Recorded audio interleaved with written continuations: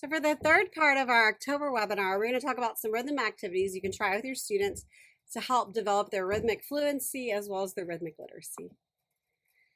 So the first one is just like a very straightforward activity, is working on rhythmic subdivision.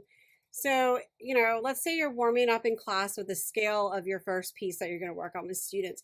So you can set the metronome on a slow tempo, pick the scale you're going to do that's relating to the piece you're working on, and then you can take them through these subdivisions, play it in whole notes, then half notes.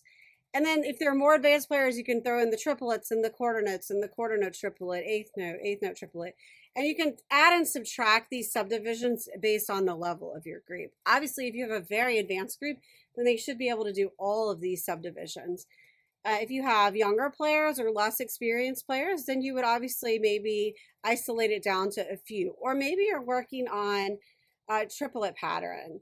And so you could have half the group playing quarter notes, the other half playing the triplets, and switching back and forth. All kinds of things you can do using the metronome to help them develop these divisions of the beat. Next is pick a tempo on your metronome and then have students clap the beat of the metronome. So just, getting the steady pulse. If they're clapping right on the beat, then what they'll do is the sound of the click of the metronome will actually disappear into their clap. So the goal is they clap as long as they can, keeping the steady pulse, and keep the click away. So as long as they're clapping with the metronome, challenge them to keep going until they hear the click appear. The goal is to delete the click basically with your clap. Now, this is fun because you can actually turn the metronome up and down speed-wise if you have it on like a dial, like a Dr. Beat is really helpful for this, and kind of play around with it, and they can get used to adjusting their tempo. Put your metronome on a medium tempo. Pick a passage, pick a scale, a section of music, and start playing the piece of music with the metronome on the pulse. Have the kids keep going, but mute the metronome or turn the volume down. While they're playing, bring the metronome back up, and let's see if they're still on the pulse.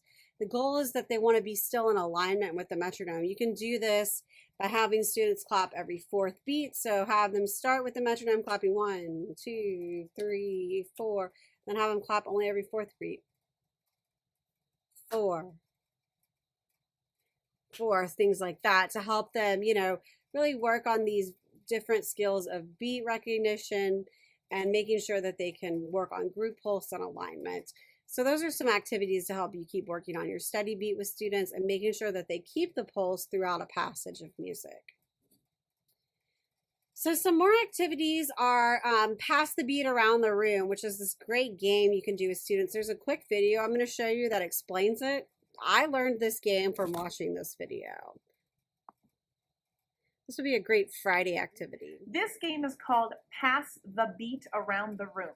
It's kind of like the game Sparkle, if you've ever played that, where you spell a word, each person spells a letter at a time, but you use a rhythm, all right? And this rhythm, you just say, pass the beat around the room, so rest. Steady pass pulse, the right? beat around the room, rest. On the rest, you tap your shoulder. So let's all do that together. Speak it, and on the rest, you'll see the kids will go through this. 1, 2, ready, go. Pass the beat around the room. And then touch on Pass the rest. the beat around the room. Now notice we have a nice steady tempo and we keep our beat going at the same speed, okay? The way you play the game is you stand in a great big circle and you do it one person at a time. If you keep the rhythm going and if you keep the beat steady, then you're fine. But if you kind of mess up and you slow down or say something too fast, then you would be out, which means you would sit down. So let's start with Molly down here. And she's going to say pass the beat around the, back to Molly on room, Izzy tap, because we're not in circle, we have to do a line, okay? Let's try that. One word at a time. Ready, go.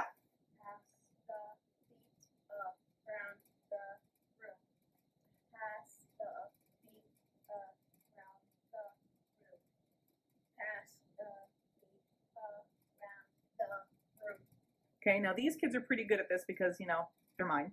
But if we were to speed this up, which we're going to do to see if we can get somebody to mess up. You ready? So you go faster as they get better. Pass the beat around the room. Pass the... So Andrew would be out because he didn't say it at the right time, okay? Now, the next thing you do, Andrew, come back. The next thing you would do is you would then get rid of a word. So So once you get delete to the a point where word. everybody's kind of getting it and you're not really getting people out, you eliminate a word. So let's eliminate the word beat. And on the word beat, you're going to stomp your foot instead. Okay? 1, 2, ready, go. Pass. So you get the idea. So you can go through this game. This is a great like Friday activity, a great activity just to get everyone engaged in doing something. You can break them into smaller groups or do one large group. So there's some activities for pass the beat around the room. Next is number clapping using phone numbers, birthdays, etc. So you can write a number on the board, 4, 3, 2, 1. So they can go 1, 2, 3, 4, 1, 2, 3, 1, 2, 1.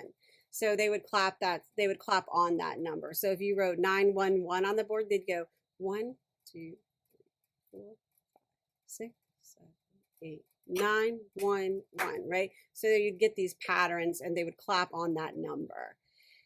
Creating familiar words to help with rhythmic literacy. So like having catchphrases or words you may use to help students with certain patterns. For example, things like an eighth and 2/16, we use that, we call that run, pony, or hamburger. And then if it's 2/16 and an eighth, we do pony, run, or burger, cheese. This is one I made for students when I got really excited when the weather got cooler. These are all fall rhythms. So you can see I got their word for fall. There's their quarter note, fall, fall, football, football, football, candy corn, candy corn, candy corn is their triplet, sweater, weather, sweater, weather, pumpkin spice, leaves, changing. So this is just a fun way to give your students some quick ways to remember certain patterns. Pattern recognition is really helpful when we're reading rhythms. It helps students be able to identify and figure out how to build that fluency very quickly. So I love coming up with silly ways. Just like when you probably started learning triplets, someone said marshmallow or blueberry or one a la, any sort of things like that are very helpful for students as they're working on building that fluency. Another great way I think to build a rhythmic literacy is the snake game. So this is a great way to check students and to build pattern and to kind of help reinforce the rhythm. So let's say you have a rhythm that everybody has in a piece. Let's say it's D, da, da, D, dum. So the first person plays D, da, da, D, dum. Next person in time, D, da, da, D, dum. Next person on the line, D, da, da, D, dum. And you go down the line and snake it around the room. So everybody plays the rhythm for you really quickly, but it's in time and you can see who understands the rhythm and who doesn't. This also works great for intonation, bowing. You can check all kinds of things using the snake. You can check a room of 80 kids pretty quickly by just quickly in time going down the line. Poison rhythm, you can find all kinds of variations of this online if you just look up poison rhythm. If you have a bunch of rhythm patterns you're working on with kids, you tell them, okay, if I do 4 quarter notes, that's the poison rhythm. Don't play it back for me, or don't play that one if I show you that card. So you're doing like rhythm flashcards. They play it after you show it.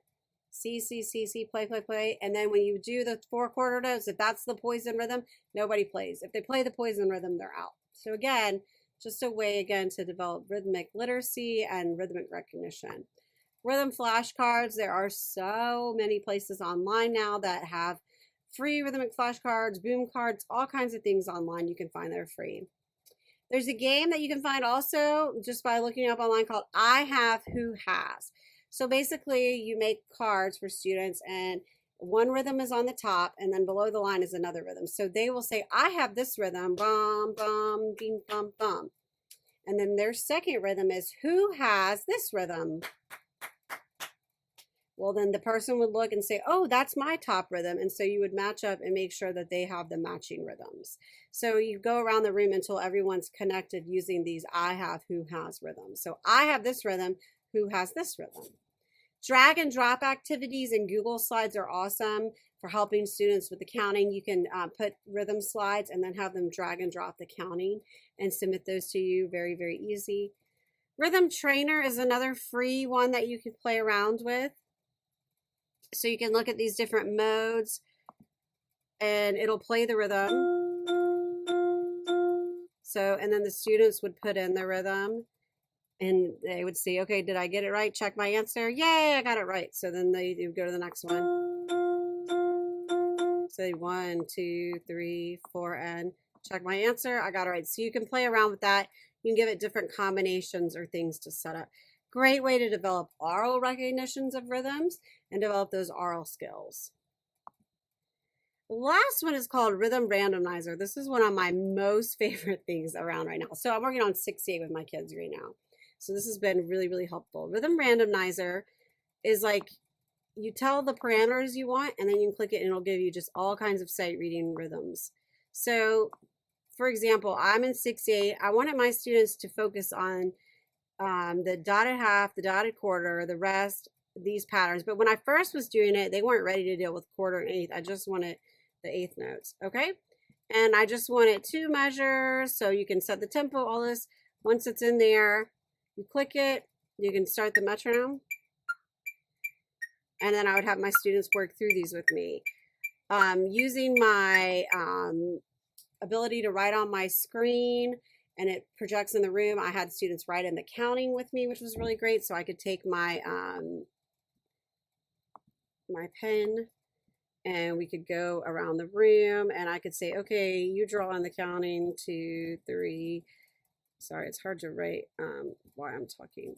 4, 5, 6. You know, we could write in all the counting. Sorry, it's not working very well while I'm recording. So I could write in the counting, have students write in the counting, and then clear it off and start the next one. So I'd click the screen again, get a new rhythm, and then we're off to write a new counting. So they would write 1, 2, 3, and then so on and so on. So that's a great tool, the Rhythm Randomizer. You can change all kinds of parameters on the rhythm randomizer to help you get your students different sight reading activities for rhythm. So I love this. I love that it's a free tool. You can change how many measures you have, but it's just a great way to get kids to practice rhythm reading. So I'm excited to hear your different ways of developing fluency and rhythmic literacy with students, as well as some ideas you may have to share about how you develop your study beat. So hop into our discussion post this month, and I look forward to hearing from you.